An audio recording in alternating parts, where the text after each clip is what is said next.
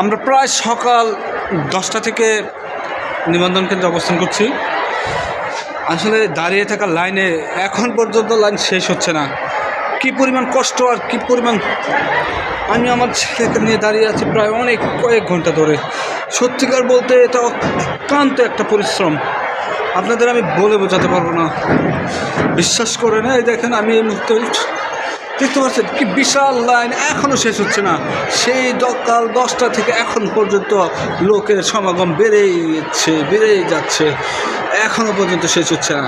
এখন আমি অবস্থান করছি এখানকার সবচেয়ে উঁচু বিল্ডিংয়ে।